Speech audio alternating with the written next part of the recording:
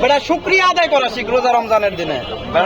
Police করে যে অস্ত্র সহ ধরছে, পুলিশকে একটা গায়ে হাত দিছে না, পাবলিকে মারছে। আমাদের সাধারণ জনগণ খুব কমেন্টস করে যে ওরে পিটাই মেরে ফেলেন, গুলি করেন। পুলিশ সঠিক সময় না পৌঁছাইতো কি হতে পারতো, মারা যেতে পারতো। তো গণপিটুনি দিয়ে কাউকে মারা তো সমাধান না। এই কারণেই বলছিলাম যে তোমার তো ভাই শুকরিয়া আদায় করা দরকার যে আল্লাহ তাআলা তোমাকে বাঁচায় রাখছে। একজন সে ওই যে অস্ত্র সহ চাপাতি সহ ধরা পড়ছে, তো তাকে তো গণপিটুনি দিচ্ছিল পাবলিকে।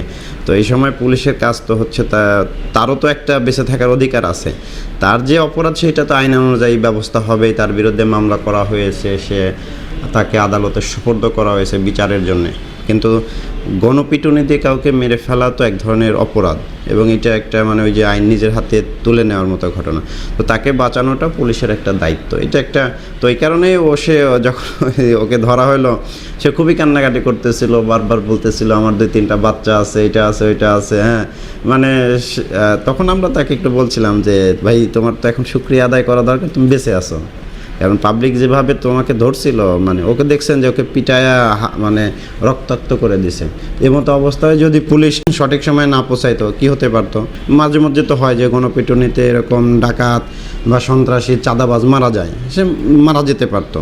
তো গণপিটুনি দিয়ে কাউকে মারা তো সমাধান না, তাই না? তো স্বাভাবিকভাবে পুলিশ তাকে এরকম একটা ঘটনার হাত থেকেও রক্ষা করেছে বা উদ্ধার করেছে। তো এই কারণেই বলছিলাম যে তোমার তো ভাই শুকরিয়া আদায় করা দরকার যে আল্লাহ তাআলা তোমাকে বাঁচায় রাখছে। জানেন, আপনি সোশ্যাল মিডিয়াতে ভাইরাল হয়েছেন মানে মানবিক পুলিশ হিসাবে, মানে এই কথাটা বলে এইটি নিয়ে আসলে কি?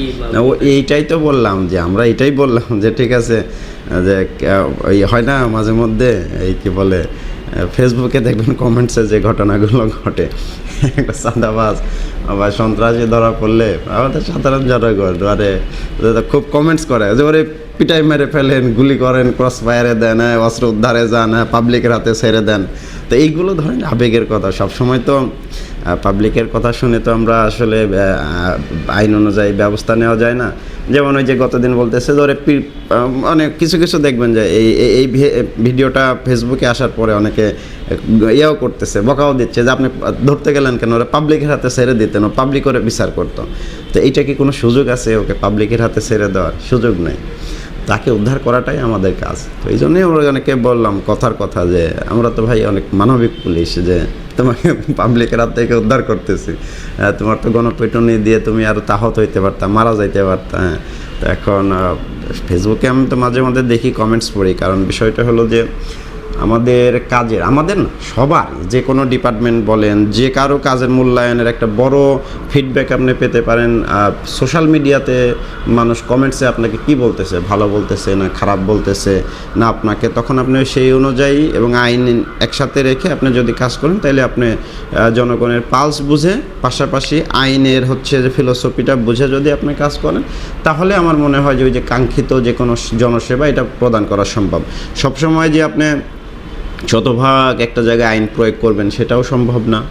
আবার সবসময় যে পাবলিক যেটা বলবে বা সাধারণ জনগণ যেটা চাইবে সেটা অনুযায়ী কাজ করবেন সেটাও সম্ভব না।